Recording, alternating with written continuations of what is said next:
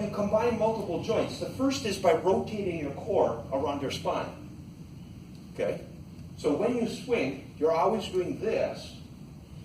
The next one is you're using either your shoulder or your hip, because you use the next biggest joint. Then the last, you use your elbow or your knee, maybe your wrist if you're using a weapon. Is you start this part first. Here, the shoulder drags behind, then it comes, but you start here, right? Here, then the switch. Do it just with the bottom of your fist. Do it as if you don't have an elbow. And this is the same thing, so you're rotating here, then here, right here, here, then it comes. You never just use the little joint. Try this. This will never be anything. Then try it just with shoulder. Right? Try elbow only versus shoulder only.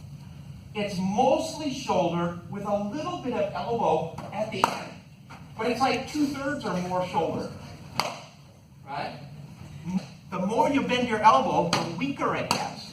Too much elbow robs you of the shoulder. When you're bending, see if it bends like this, then when it is, your shoulder gets, you lose the shoulder back.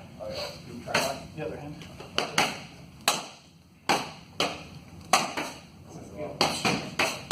Here, and then I'm going to go this way.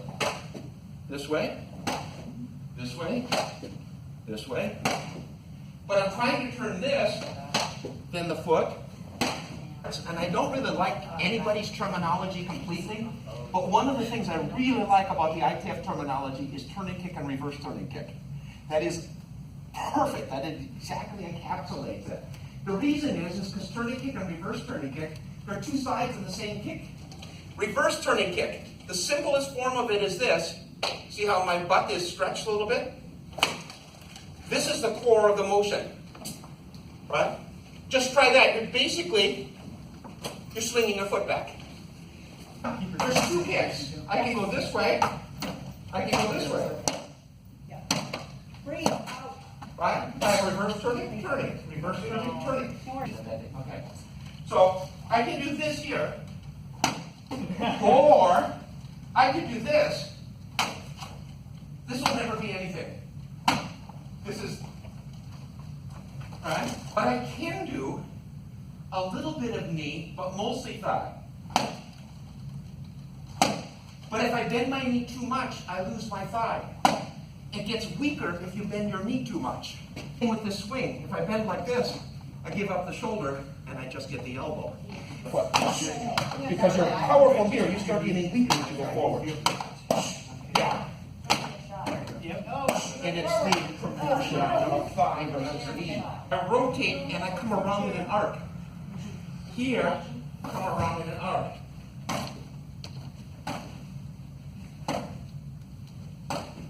But I'm rotating, pulls through, rotating, pulls through. The high point is when I get to the target, so it comes through, hits the target, comes down, comes through, hits the target, comes down. I rotate, go across, turn my hip.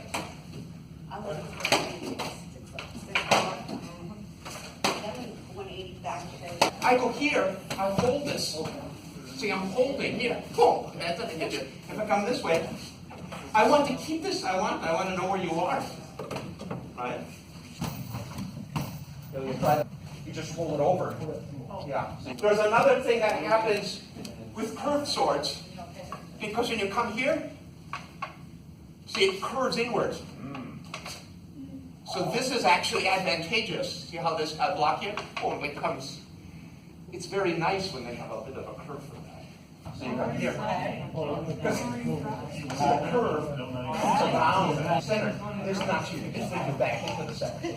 Yeah, here. Yeah. So here, I might have to angle, oops, too far. Angle in order to get that direction here. Right. I lift that front, those back hang, that's it. Yeah. You have to move those. By positioning that, you change your angle so you can hit me. Or if you're going this way, that's how you get me, even though I'm still in the middle. Yeah.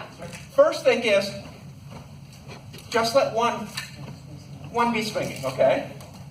Then do the other one swinging. Try something like this. 1, 2, 2, 2, 1, 2, 2, 2, 1, 2.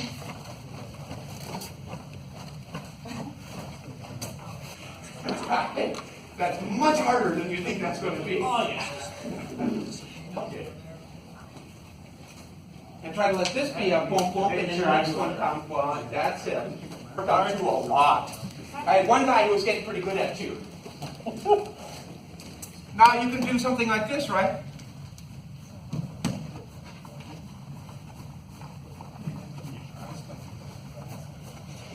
Just so they feel what this will be like, right?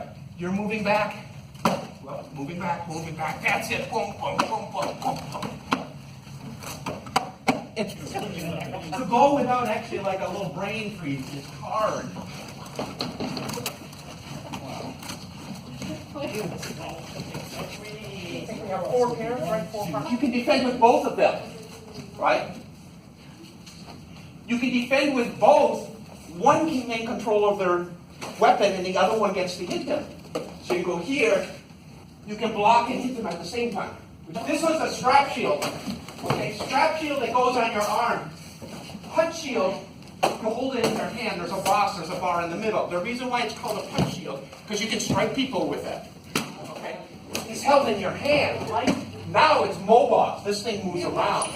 Because now you can literally punch me with that. Yeah. Now the shield becomes an aggressive weapon, actually. Whereas when it's on your arm, it's harder to use it aggressively.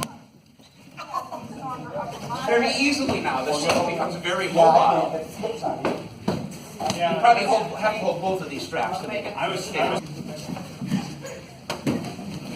So this changes. Punch shields sometimes are very small. You'd strike the thing that was coming, and you saw a buckler in the Middle Ages. They were just really this big. They were very nimble, and you use this to catch things, and you hit them with the other side. Yeah, I kind of like the punching shield too.